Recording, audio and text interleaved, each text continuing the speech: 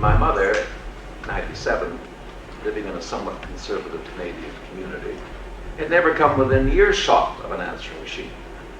At least none of her coterie of friends had them. In fact, there were times when she'd have lapses back to before dialing even.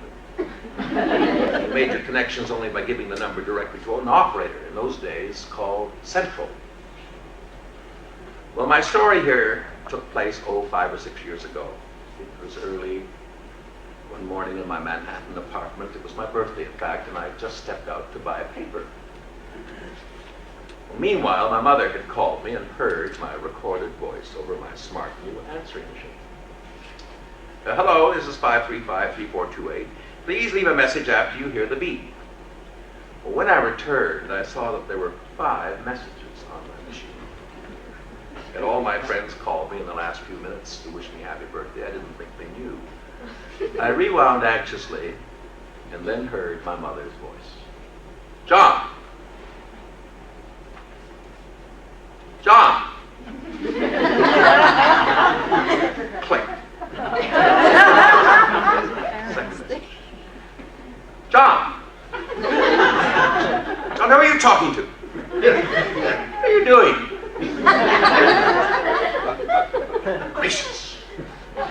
Click. Third message. Why do you keep saying that? What beep? It's your mother. Why won't you answer? Click.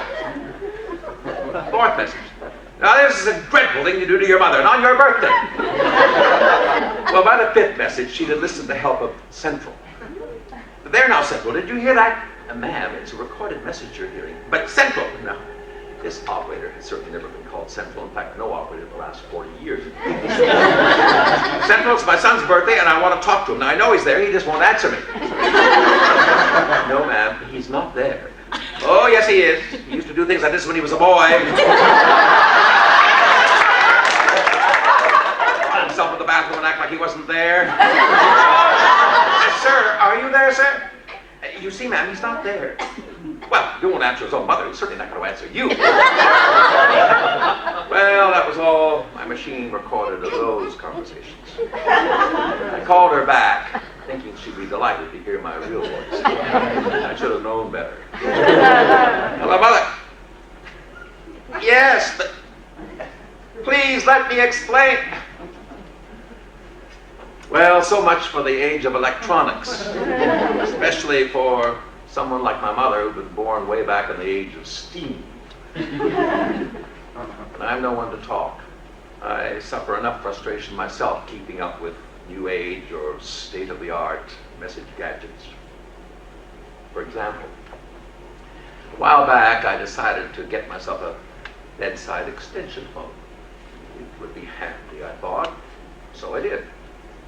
I unpacked the thing, hooked it up to the wall jack. Wow, it worked. I got a dial tone. Oh. And then I discovered it was one of those push-button phones. I hadn't asked for that. Well, it was too late now, and besides, what difference did it make? Well, a few days later, after making this purchase, again, it was early one morning, this time in the very wee hours, between 2 and 2:30. I woke up with a mild but persistent toothache. Before long, it began to throb. Can you imagine a worse time? Well, after a few hopeless attempts to wish it away, I got up and took one of 3 prescription painkillers left over from a previous ailment. No luck. If anything, it got worse, so I took another. Still nothing. I took the 3rd. Then I began to feel strangely ill. I was on the verge of panic. So I thought, well, I'd better call an emergency room at a nearby hospital for some desperately needed middle-of-the-night advice. Found a number and made the call on my new bedside push-button phone. 2 or 3 rings. You have reached the ABC Medical Center of New York. If you have a touch-tone phone, please press 1 now or anytime during this message. If you are calling from a rotary phone, stay on the line and you will be transferred to a switchboard operator as soon as one becomes available. Well, my instinct was to wait for an operator to come on a la rotary. But here was the moment to put my new touch tone to the ultimate test. So I pressed 1. Well, welcome to the ABC Medical Center of New York's automated phone service. You will be given a series of choices. Select your choice by pressing the appropriate number indicated. Press 1 for social services. Press 2 for general information. Press 3 for the emergency room. Press 4 for the psychiatric ward. Press 5 to run these instructions again. 1, 2, 3, 4, 3, emergency room. 3. A ring. I thank you for calling the ABC Medical Center emergency room. All of our lines are busy now. To expedite your call, please have ready your full name, birth date and year, and social security number. If you are suffering from a life-threatening illness or injury, please press 1 now. I pressed 1 now.